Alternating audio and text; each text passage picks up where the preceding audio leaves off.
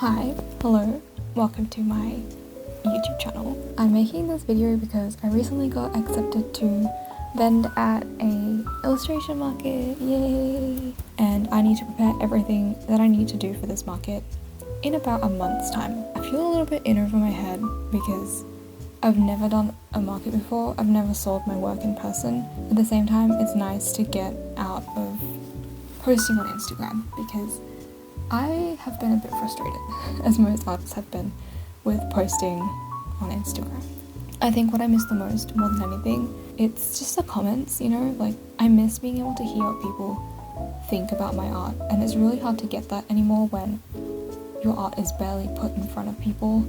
I'm not really able to post just continuously and consistently because that's just not how my creativity works, I guess. I only draw when I feel like it and not on a schedule in order to keep my account up. And reels, oh my god, short form content. I to this day haven't downloaded TikTok. You know that one scene in Tangled of Mother Gothel and she's asking Rapunzel to sing her the song, like Flower Gleam and Glow, but Rapunzel is like trying to tell her about something, so she wants to get it done quickly, so Rapunzel sings it at like 3 times speed and it like electrocutes Mother Gothel.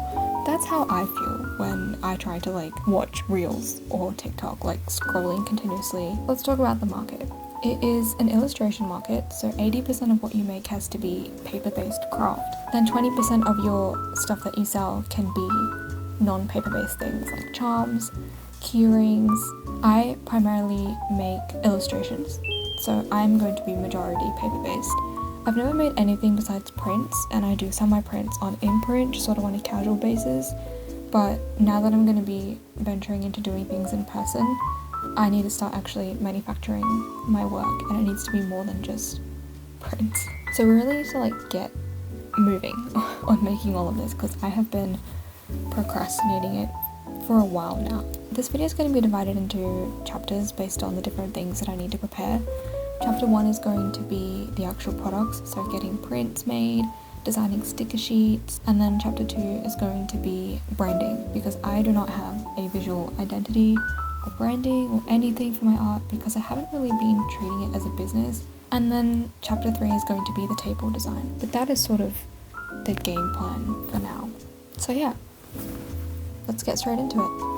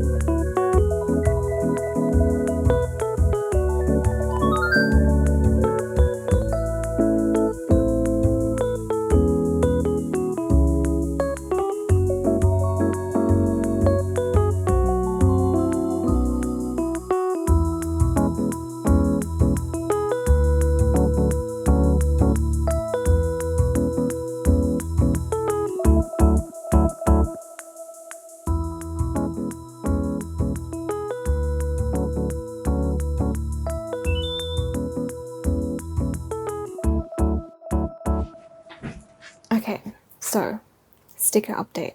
Obviously I finished designing all of them, but I didn't really know what I was going to do to get them manufactured. I had looked into a lot of companies in Australia and really the only one that I could find that could do what I wanted was Sticker Mule, but they had a lot of restrictions on the size of the stickers and the gap between stickers, and it was just too like restricting. I also did some research into the company, and it turns out I think the CEO is a Trump supporter. So I don't really have any other options because there aren't really that many companies that seem to do like sticker manufacturing. So then it was a matter of DIY. The only thing I knew about was the Cricut machine, and I knew about them because they have a lot of complaints about how difficult they are to use, and that's why I didn't really want to have to do that, but it seemed like I didn't have much of an option, and this is kind of last notice because I have about 2.5-3 weeks till the market and I still haven't like got anything made. Found that there is an alternative to Cricut, which is Silhouette, and the Silhouette Portrait 3 seemed like the most suitable machine for what I want, which is only to make stickers, but they don't really sell silhouettes in Australia. But by some like crazy luck, in a secondhand store about an hour away from where I live, they had one Silhouette Portrait 3 for sale at like a huge price cut. Like it was so cheap. I went there first thing this morning and got it and brought it back, and I spent the last like 5 or 6 hours trying to calibrate it and set it up. I made some designs for some stamp shaped stickers back when I first made the Rosarium Instagram account and I first started posting art there, but I didn't have anywhere to sell them, so I never actually made them into stickers. But they're some of my like favorite designs that I've made, and I think they would look super cute as a sticker sheet, and I can make them just like a long vertical like strip of stamps. So we're getting that. Let's go and design more stickers.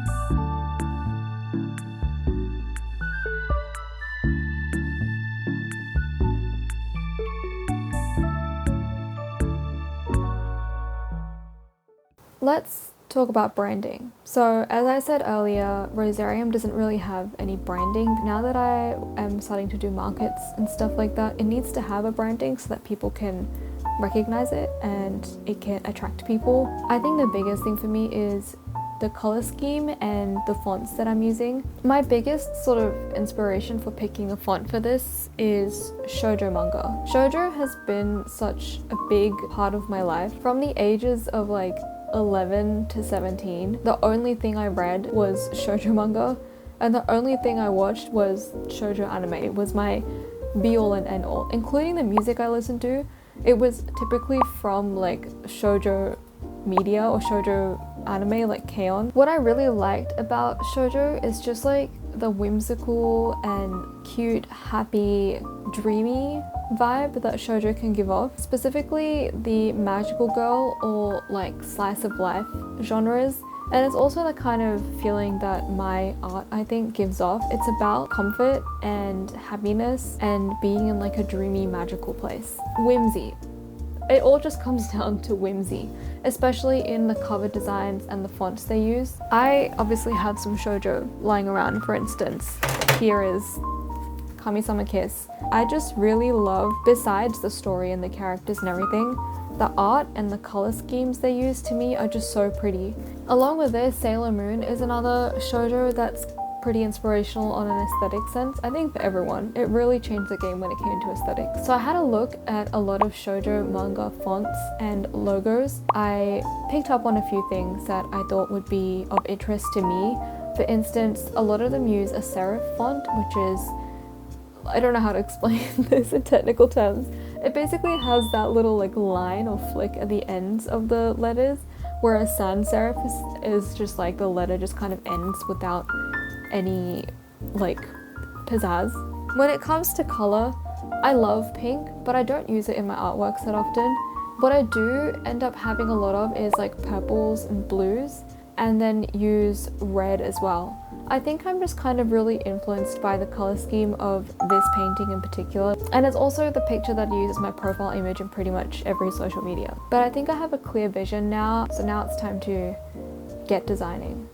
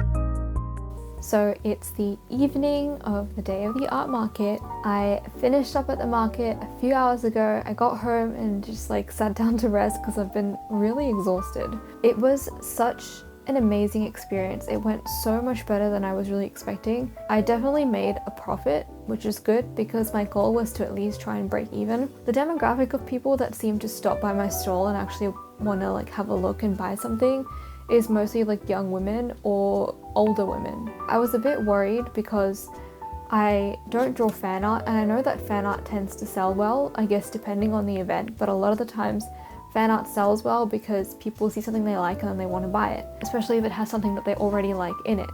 But I don't really draw fan art. I think I only have like 4 prints that have like actual fan art stuff in it, but people still wanted to buy it, and also people wanted to buy things that were fan art that they didn't know of because it doesn't really look like fan art. I think that's something that was quite successful about my work specifically. So let's talk about what sold well and what didn't. I was kind of surprised that I didn't really sell many of the sticker sheets. When I go to other markets, people really love buying sticker sheets. For some reason, they didn't really sell well at this one, but people really loved buying the prints, which is good because that was sort of the main thing that I wanted to sell. People loved the die cut stickers. Those were added like last minute. I made those 2 days before the market. By far my favorite comment that I would get is people walking past my stall and then they would catch a glimpse of the little like, I don't even know what to call them really, those little characters that I drew for the die cut stickers. And every single time someone saw those, everyone would say the same thing. Everyone would call them little guys, which I think is really cute. And they are just little guys. The other thing is like with pricing, I think I priced my things really well. I have experience from going to buy from art markets, so I know how much I would want to pay. And so I think I priced it well because people seemed like happy to pay the cost that they were. Having deals, like having 3 die cut stickers for $7, and having 2 prints $5 off if you buy 2 together, that really incentivized people to buy more. I feel like it's going somewhere now. Like I feel like I'm able to do something with my art. People appreciate it, people like it, and they want to support it. And it's just so nice to feel that way. It's been like kind of hard posting only on Instagram because I don't really like to use TikTok. I don't really use Twitter that much. I post there every now and then if I remember. I've just like found posting on Instagram solely for my art, it's just been like an echo chamber. I'm posting there, but because the algorithm doesn't want to show my work to anyone, then no one sees it.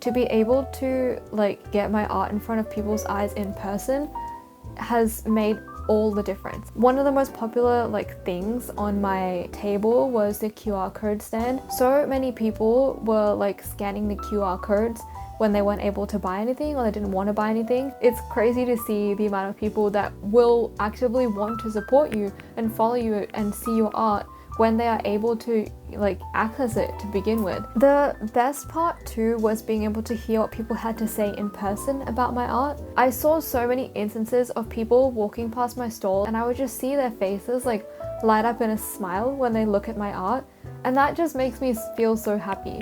Lots of people told me that my artwork was very calming and peaceful. My favorite comment that I did hear quite a few times is that it feels like a whole other world, which is quite literally the entire point of rosarium. They are all illustrations of another world called rosarium, which is a world that exists in my head.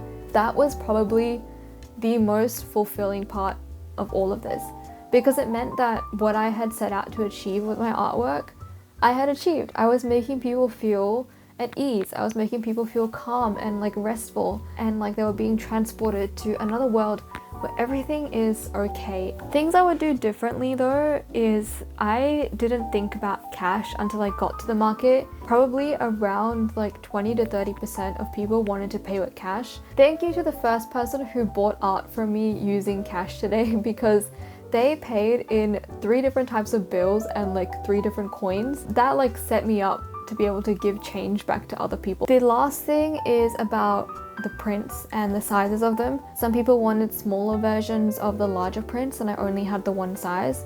So I think maybe I'm going to try and make for my next market smaller versions of the larger prints.